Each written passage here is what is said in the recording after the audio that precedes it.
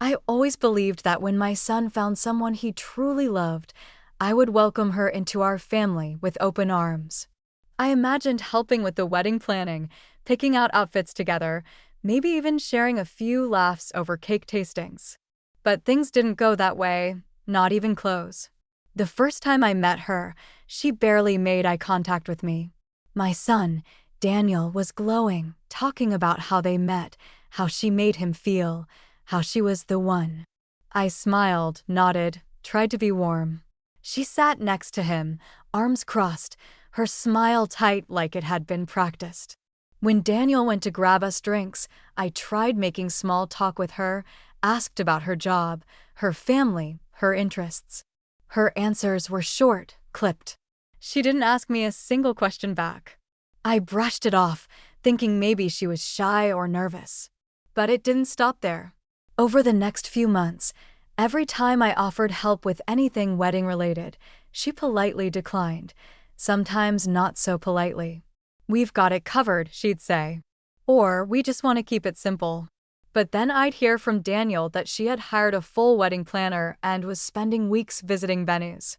When I gently asked if I could come along just once, she gave me a vague smile and said, "I think it's just easier if it's me and my mom."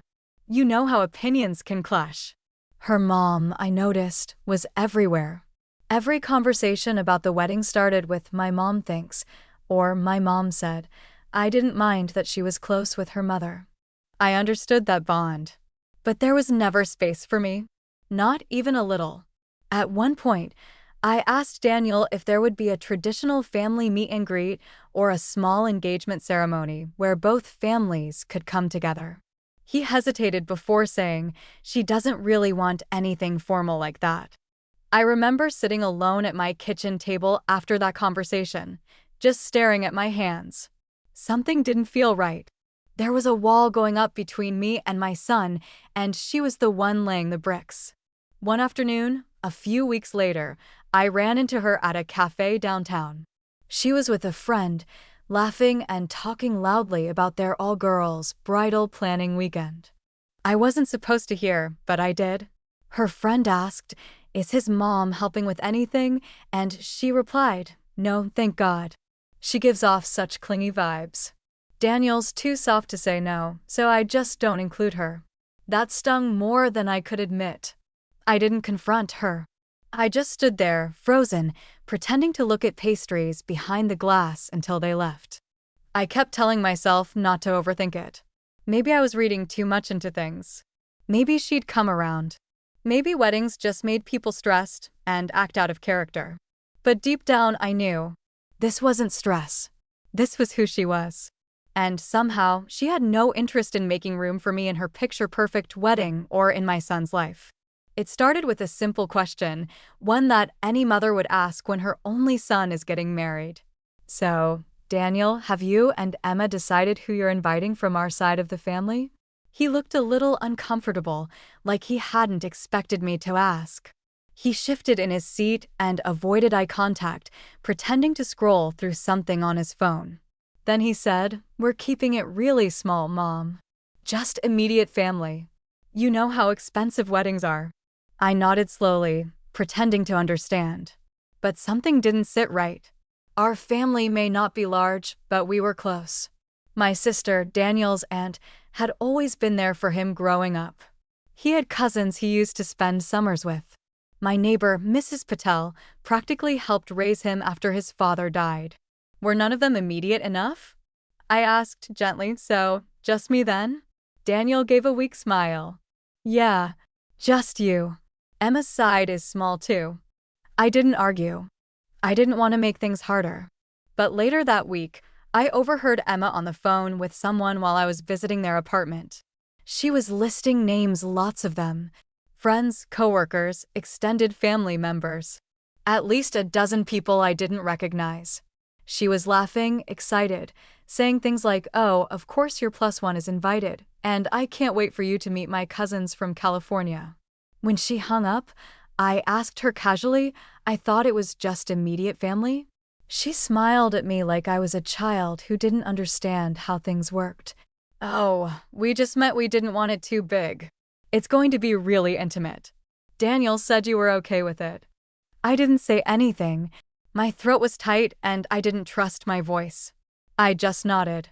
That night, I sat on the edge of my bed staring at an old photo of Daniel in his school uniform, his little backpack nearly swallowing him. I remembered the days when it was just him and me, scraping by, sharing quiet dinners, hugging through tears when his father passed. I thought about how I'd worked 2 jobs so he could go to college without debt. How I'd sat through every school play, every parent-teacher night, every scraped knee and fever. How I had stood in for 2 parents while carrying the weight of one. And now, for the biggest moment of his life, I was the only one who mattered enough to get an invitation from our side. No family, no friends. Just me, alone. When I asked Daniel again, a few days later, if maybe we could add just a couple of names, my sister, maybe one cousin, he looked panicked. He said, "Emma's already stressed. The venue's really strict on numbers. It's just easier this way." Easier for who? I didn't ask. I didn't want to put more pressure on him. But deep inside, I felt something slowly breaking, a quiet crack forming where love and pride used to live. The wedding day arrived with a kind of stillness I didn't expect. I sat alone in the back seat of a rideshare car, clutching the small silver purse I'd bought weeks ago, trying to convince myself it matched my dress. I had spent hours choosing that outfit, elegant, but not too flashy, just enough to show I cared. I wanted to make Daniel proud. I wanted to look like I belonged. When I arrived at the venue, a sleek countryside estate surrounded by trimmed hedges and rows of white chairs, no one greeted me. There was no familiar face, no warm hug, no "so glad you made it." Just a sea of strangers milling around in pastel suits and designer gowns. I scanned the crowd for Daniel, hoping he'd spot me and walk over. But he wasn't there. Someone pointed me toward the reception tent, where drinks were already being served. I walked in slowly, trying not to look out of place. The music was soft, the lighting golden, and everywhere I turned, people were laughing in tight little circles, none of which opened up when I approached. A server passed by, and I took a glass of something sparkling, just to have something to hold. I hovered near one group that included what looked like Emma's cousins or close friends. They glanced at me and kept talking, not a single pause or gesture to pull me in. After a few awkward minutes, I stepped away. Emma's mother spotted me from across the room and gave me a short nod. Not a smile, not a wave, just a nod, as if to say, "You're here." Fine. I kept telling myself I was just imagining things, that it was nerves, that people didn't mean to be cold. But then I walked past a group of women sitting near the back corner of the tent. They didn't see me coming. One of them, wearing a large fascinator and holding a mimosa, was mid-sentence. I mean, she looks nice, but kind of plain, don't you think? Another one chuckled, yeah, like she showed up to a church brunch, not a wedding. A third one chimed in, no wonder Emma didn't want his side of the family here. They're not really, this crowd. I kept walking. They never even noticed me pass. My face burned. I didn't know if it was from anger, humiliation, or just sadness. Probably all three. I found a seat near the edge of the tent, behind one of the large white columns where no one was really sitting. I stared at the garden, watched the breeze move through the flowers. I tried not to cry. I told myself I wouldn't ruin the day. It was Daniel's wedding, after all. But deep down, I couldn't ignore the truth. I wasn't part of this day. I was an afterthought, invited out of obligation, tolerated out of politeness, and treated like I didn't belong. I was standing near the patio, pretending to admire a floral arrangement, when Emma approached me. Her dress was beautiful, I won't lie. A delicate shade of ivory with lace across the sleeves, the kind of gown that looked like it belonged in a magazine. She smiled at me, the first time I'd seen her smile directly at me all day. "Hi," she said sweetly. "Do you have a second?" I straightened my posture, hopeful that maybe, finally, she wanted to connect. "Of course," I said. She lowered her voice and leaned in a little. Something's off in the bridal bathroom. I think the sink's leaking or something. Would you mind checking? I know it's silly, but everything's happening so fast, and I don't want to ask the staff they're already behind. I blinked. You want me to check it? Just a quick look. It might be nothing, she said, flashing that calm, collected smile again. It's the one down the hallway behind the side door, the private one we used earlier for makeup. I nodded, not really knowing what else to say. Part of me felt strange about it, but she looked so composed, so in control, that I didn't question her. I thought maybe it was her way of offering me something small to do, a gesture to make me feel included. So I followed her directions, slipped down the narrow hallway away from the buzz of the reception area, and found the door. Inside, the bathroom was large and well lit. Marble countertops, soft towels, a vase of fresh peonies by the sink. It was spotless. I bent down anyway, checking under the sink like she asked. Nothing was leaking. No dripping sounds. No signs of water at all.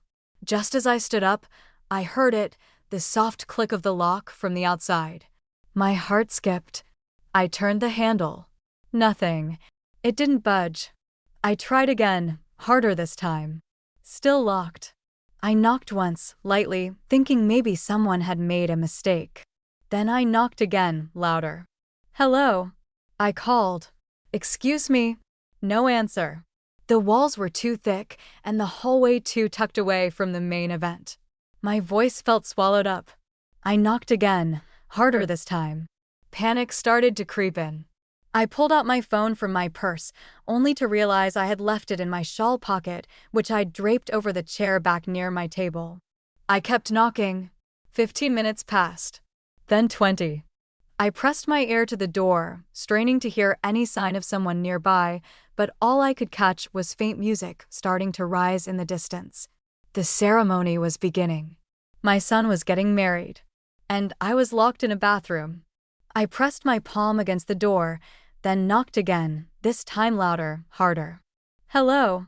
I called out, louder now. Can someone hear me? Nothing. The hallway outside was dead quiet. No footsteps. No chatter. No signs of anyone coming. I rattled the handle again, but it didn't budge. It was locked from the outside. There was no question anymore. My heart started to pound in my chest, not from fear exactly, but from something heavier, more personal. I took a deep breath and tried to stay calm. Maybe it was a mistake. Maybe someone would come by any second. But as the minutes passed, the soft hum of music began to drift through the walls. It was faint at first, just a muffled melody, but it was enough. I recognized it. The instrumental version of the song Daniel had told me they'd chosen for the processional. The ceremony was starting. No, I whispered. No, no, no. I banged on the door now, open-handed, loud enough to hurt my palm. Please. Is anyone out there? I shouted. I'm locked in here. Still nothing. The music grew louder, clearer, fuller. The kind of sound that fills an outdoor venue when guests are seated and the procession begins. I imagined it happening in real time, guests turning to see Emma walk down the aisle, Daniel standing there, maybe a little nervous, maybe looking around the crowd hoping to find me. Or maybe he wasn't even thinking of me at all. That thought hit like a stone. Tears blurred my vision. I tried to blink them back, but they came too fast. I pressed my forehead against the cool wooden door and let out a quiet sob. I had imagined this day so many times. Not the grand details, not the flowers or food, but the moment, watching my son take this huge step in life, knowing I was there for him, proud and present. And now I was locked in a bathroom while it all unfolded without me. Not because of chance. Not because of some accident. Because someone didn't want me there. I sank onto the closed toilet lid, clutching a tissue from the counter with shaking hands. I didn't care about the dress anymore or how my makeup would look. Everything I had spent the morning preparing for, emotionally, mentally, was slipping away, minute by minute. And no one even knew I was missing. Or worse, maybe someone did, and they didn't care. It felt like hours, though I couldn't be sure how long I'd been sitting there in the silence, waiting for anyone to come by. My body ached from the cold floor and the tightness in my chest, and every time I closed my eyes, I imagined the ceremony playing out without me. I could almost hear Daniel's voice saying the vows, see Emma walking toward him, glowing, surrounded by the applause and the smiles. I couldn't shake the feeling that I had been forgotten. I had nearly lost all hope when I heard the faintest sound, just a slight scraping of shoes against the floor outside the door. It was soft, but it was enough to pull me from my daze. I stood up immediately, wiping my eyes with the back of my hand, trying to compose myself, but my hands were trembling too much to even hold onto the door handle properly. I leaned against it, listening. The sound came closer, and then, faintly at first, a knock. "Is someone in there?" A voice called, calm and kind. I could barely find my voice. I swallowed, trying to steady myself. "Yes," I cried, my voice breaking on the word. "Please, can you help me? I'm locked in here." A few moments of silence, and then I heard the sound of keys. A moment later, the door clicked open and a young staff member appeared in the doorway, looking concerned. "I'm so sorry about that," she said quickly, her face sympathetic. "I heard you knocking and came right over. I didn't realize someone was locked in." I didn't know what to say. I just stared at her for a moment, blinking away more tears. I'm okay," I finally managed to say, trying to keep my voice steady. "Thank you." The staff member gave a small nod, and as I stepped out of the bathroom, I tried to collect myself. I could hear the distant sounds of the wedding still going on, the music, laughter, the faint chatter of guests, but none of it was the same. It didn't feel like my son's day anymore. It felt like I was intruding. I made my way back down the narrow hallway, each step heavy, each breath shallow. The reception was still underway, but the ceremony had clearly finished. I could feel the warmth of the room as I re-entered the space, but no one looked my way. No one acknowledged my return. I found an empty chair near the back of the room, trying to make myself as small as possible. I sat there, alone in a sea of unfamiliar faces, my heart sinking further. There was no sign of Daniel, no sign of Emma. No one seemed to notice my late arrival. No one even seemed to care. I couldn't bring myself to approach them, to disrupt the carefully curated scene they had created. I wasn't sure if I could even face Daniel at that moment. The image of him standing at the altar without me, the feeling of being locked away from the day that was supposed to be mine too, it was too much. I sank into the chair, silently watching the guests mingle, the bride and groom nowhere in sight, and for the first time that day, I let the tears fall freely. When Emma finally appeared, it was with a practiced smile, her face glowing from the excitement of the ceremony. She walked toward me with a confident, smooth step, her dress flowing behind her like something out of a dream. I couldn't help but feel a pang of bitterness as I watched her approach. She wasn't the one who had missed the vows. She wasn't the one who had spent the last hour locked in a cold, empty room. "Oh my gosh, you're back," she said, her voice sweet, too sweet. "I'm so sorry, I didn't realize you were locked in there. That's just awful. How did that even happen?" She sounded genuinely surprised, too surprised. Her hand fluttered to her chest, eyes wide in exaggerated shock, but I noticed the faintest flicker of something in her gaze. It was quick, almost imperceptible, but it was there. A small flicker of something I couldn't quite place. Guilt? Embarrassment? No. It was something colder. I stood up slowly, forcing myself to smile.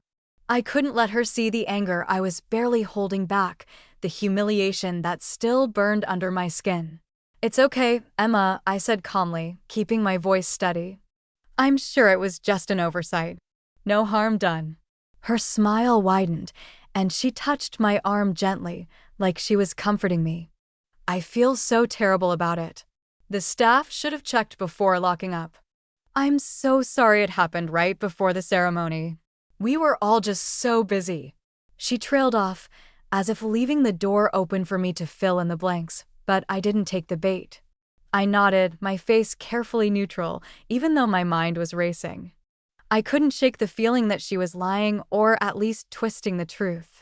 She was acting like it was a random accident, a mishap, something beyond anyone's control.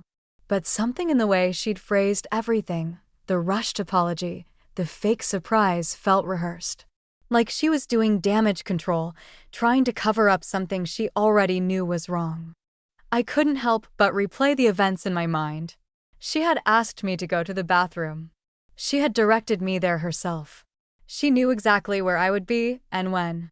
And yet, somehow, I had ended up locked inside with no way to get out, while the wedding carried on without me. I forced myself to smile again, this time a little tighter. "It's fine, really," I said, making sure my voice didn't crack. "I'm just glad I'm here now." Emma nodded, seemingly relieved, and turned to head toward the reception. I followed, keeping a few paces behind, trying to calm the storm inside me. He had played her part well, but I knew better. This wasn't an accident. I didn't know the full story yet, but I would find it out. Whatever game she was playing, I wasn't going to let it slide. Not now, not when I knew my son deserved more than this. The reception was in full swing by the time the toast was announced. The clinking of glasses, the soft murmur of conversation, and the laughter that echoed in the large, candlelit room made the atmosphere seem almost normal. But for me, it was like I was standing outside of it all, watching from the shadows as Emma and Daniel floated in the center of the room, surrounded by guests who fawned over their every word. As the speeches started, I sat quietly at my table, pretending to sip from my drink, pretending to smile. I knew I was being polite, just like I had been all day, but inside, the tight knot in my stomach wouldn't let go. The best man gave a light-hearted speech about Daniel's wild college days, which got a few chuckles, and then a family member from Emma's side spoke with exaggerated sentiment, talking about what a perfect couple they were and how wonderful Emma was. I had to clench my fists to stop from reacting. She was all anyone seemed to see, a shining star, so perfect, so untouchable. When the speeches quieted down and the mic was passed to me, I felt my heart rate pick up. It wasn't that I didn't have something to say. I had more than enough to say. But for a long time, I'd stayed silent, letting everything slide under the guise of politeness, pretending that nothing had changed. That everything was fine. But it wasn't. I stood up slowly, the clinking of my glass drawing a few curious eyes. I took the microphone with both hands, the cold metal a reminder of how out of place I'd felt all day. For a moment, the room was quiet, expectant, waiting. "Good evening, everyone," I began, my voice steady despite the turmoil inside. "I'm Daniel's mother, and I've had the honor of raising him since he was a little boy. Watching him grow into the man he is today has been the greatest joy of my life." I paused, letting my words settle, and a few people nodded, encouraging me to continue. The faces in the crowd blurred for a moment, and all I could focus on was the weight of the moment, the eyes of everyone watching me, and the truth I needed to tell. "Loyalty," I continued, "is a word that gets tossed around a lot at weddings. We talk about it as if it's a given, something we all have in abundance. But I've learned over the years that loyalty isn't just about being there for the good times or supporting the person you love when everything's easy. It's about showing up when it's hard, when it's uncomfortable, when no one else is looking." I could feel the eyes on me, the tension thickening, but I didn't stop. I couldn't stop. "It's about being present in the quiet moments, even when you're not the one who's seen or celebrated," I said, my voice soft but firm. "It's about being there for the ones you love, no matter what, even when they make mistakes, even when they're not perfect." I could hear the soft whispers from the crowd, a ripple of recognition running through the guests. I didn't need to say her name. I didn't need to point fingers. My words were enough. "There's a special kind of strength in being alone sometimes," I said, my gaze now locked on Daniel, who had turned toward me, his expression unreadable. "I've learned over the years that sometimes, when the people around you let you down, you find the strength to carry on anyway. And that strength, it doesn't just come from family. It comes from within." The room was quiet now, the weight of my words hanging in the air. I took a deep breath, letting it linger before I finished, my eyes briefly meeting Emma's. Daniel, I've always been proud of you. And I'm proud of the man you've become, I said softly, my voice carrying across the room. But I also want you to know that family isn't always what it seems. It's not always the people who are smiling in your face. Sometimes it's the ones who stand by you, no matter what, in the quiet, unseen moments. I set the mic down with a soft click, not waiting for applause, not needing any. The room was still, and I felt every pair of eyes on me. But I didn't look around. I didn't need to. I took my seat slowly, my hands trembling just a bit as I placed them in my lap. I didn't watch the reactions. I didn't need to. I'd said what needed to be said. Now, all I had to do was wait. The moment the toast ended, the air in the room felt thick, like everyone was holding their breath. I didn't need to look around to know that the whispers had already started, that the tension was rising. The words I'd spoken had hit harder than I'd anticipated, but I wasn't backing down. I'd said what I needed to say. I could see Emma now, standing across the room, her face stiff, her jaw set tight. For a brief moment, her eyes flickered toward me hard, cold, calculating, but then she turned away quickly, as if to hide the cracks that were already starting to form in her perfect facade. Her relatives were the first to approach her. They were all gathered in a tight circle near the bar, their expressions tight and concerned. One of her aunts, a sharp-featured woman with short hair and a stern look, was the first to speak.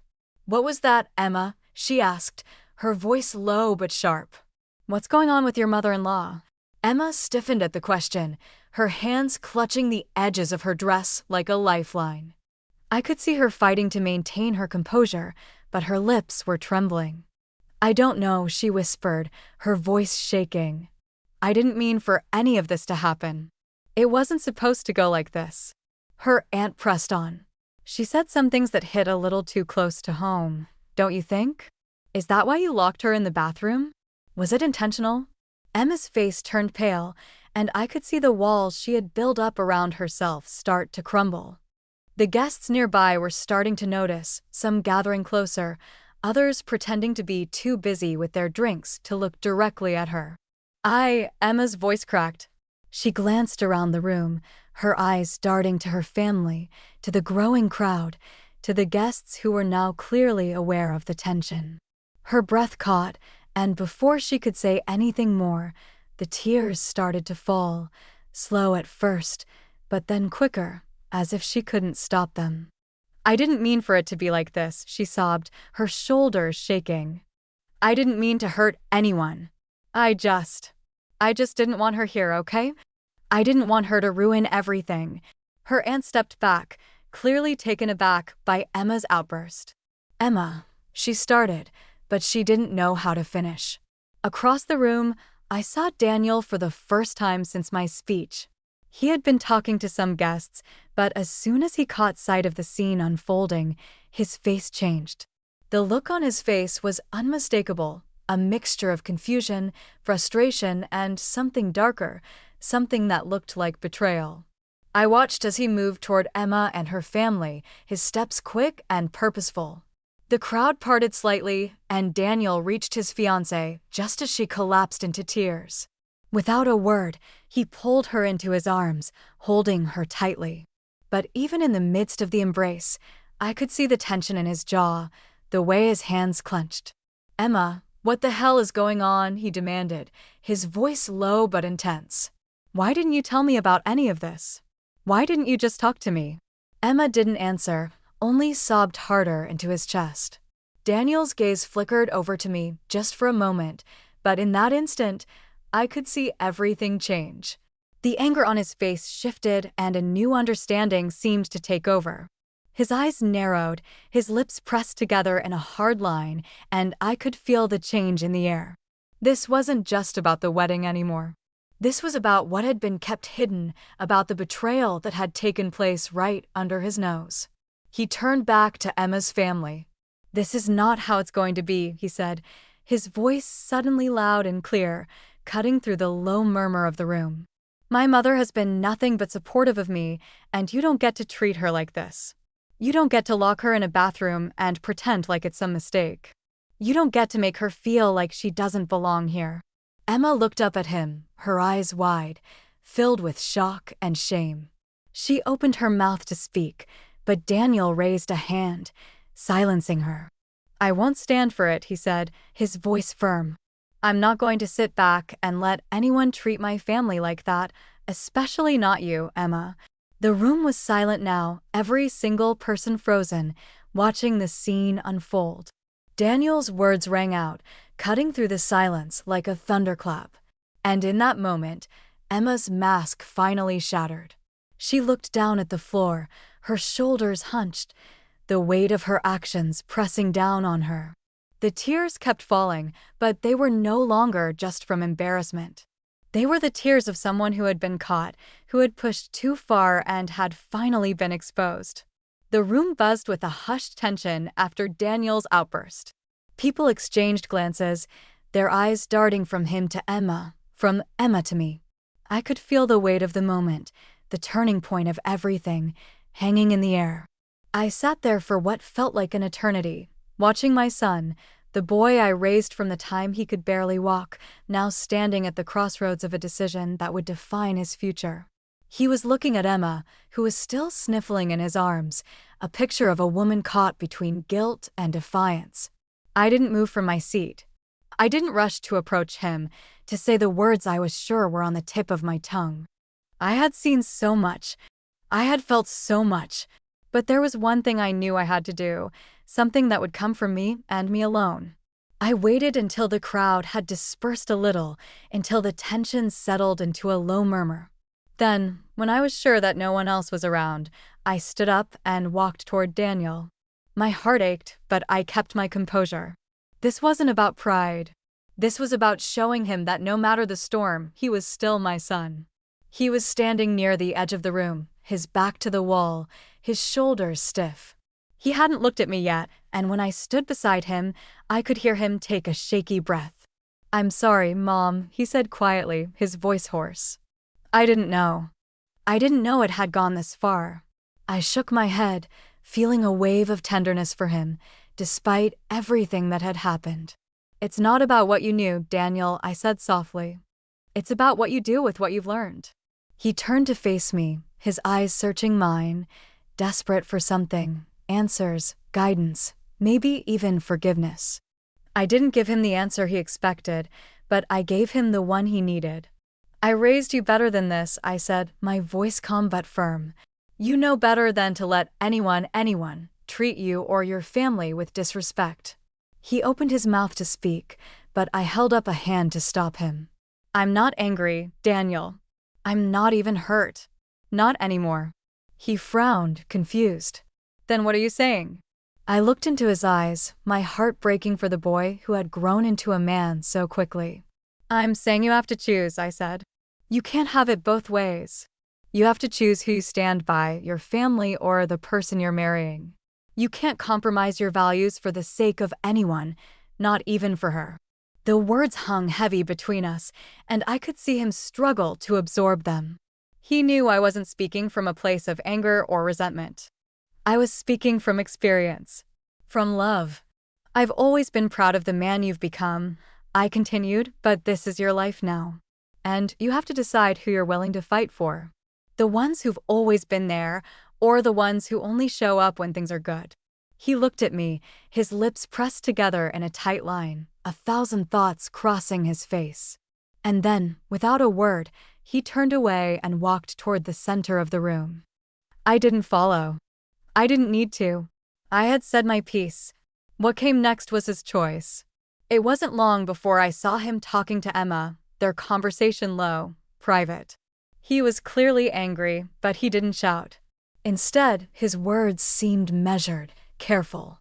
I couldn't hear the details, but the way she kept looking at him, her face pleading, told me everything I needed to know. Then, just as quickly as he had walked away from me, he made his decision.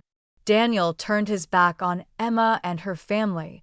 Without a word to anyone else, he grabbed his coat, his face hard with determination. I saw him speak with a few of the guests, and then, to my surprise, he headed toward the exit. It was over. Before it had even truly begun, Daniel had made his choice. The wedding, once so full of promise, now seemed to hang by the thinnest of threads. The air in the room was thick with confusion, whispers growing louder as the groom left the venue. Emma stood frozen in the center of the room, surrounded by her family, but I could see the devastation on her face. In the end, what happened at the wedding was more than just a dramatic moment. It was a turning point, not just for Daniel and Emma, but for everyone who was there. It's a reminder that family and loyalty are things that should never be taken for granted. No matter what, standing up for what's right, especially when it's hard, is something we can all learn from. As for Daniel, the man he's becoming will be shaped by the choices he makes now, and while this wedding might have ended in a way no one expected, it's clear that the bond between a mother and her son is something that will never be broken. If you've enjoyed this story and want to hear more about real-life experiences, make sure to like this video and subscribe to our channel. Don't forget to hit the bell icon so you never miss out on any new stories. Thanks for watching, and we'll see you in the next one.